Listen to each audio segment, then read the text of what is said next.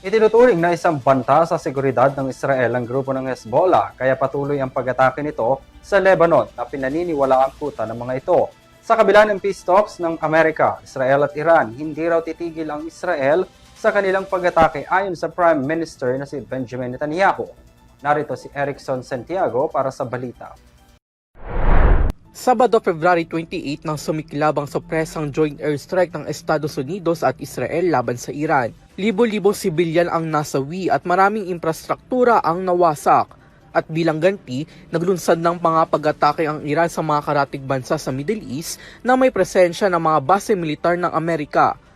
Isinara rin nito ang mahalagang ruta ng enerhiya na Strait of Hormuz na nagdulot ng matinding epekto sa pandaigdigang supply ng langis. Ngunit itong nakaraang linggo, nakahinga ng maluwag ang mundo matapos magkasundo ang mga panig sa 2 linggong ceasefire sa Middle East. Gayunpaman, lininaw ng Amerika at Israel na hindi saklaw ng tigil putukan ang Lebanon. Isa ang Lebanon sa pinakaapektadong bansa sa rehiyon kasabay ng Iran dahil sa mga sunod-sunod na pag-atake na pinangunahan ng Israel.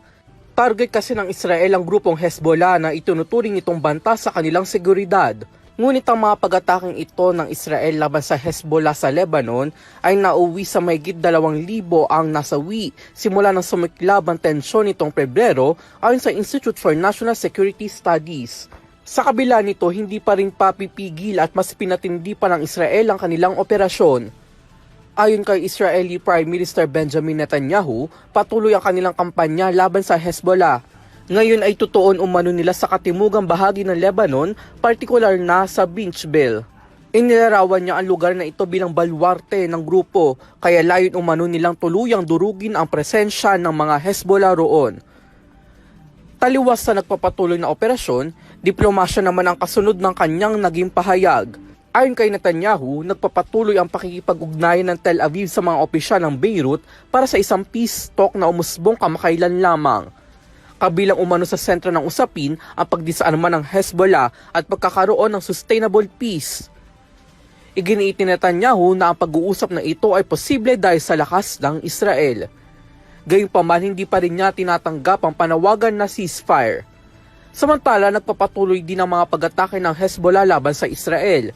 Sa pinakahuling ulat mula sa mga international media, tinarget ng grupo ang isang logistic base sa hilagang bahagi ng Israel.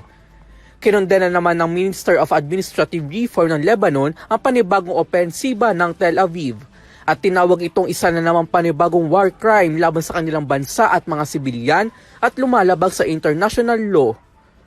Para sa EuroTV News, ako si Son Santiago, sumasaludo sa bawat Pilipino.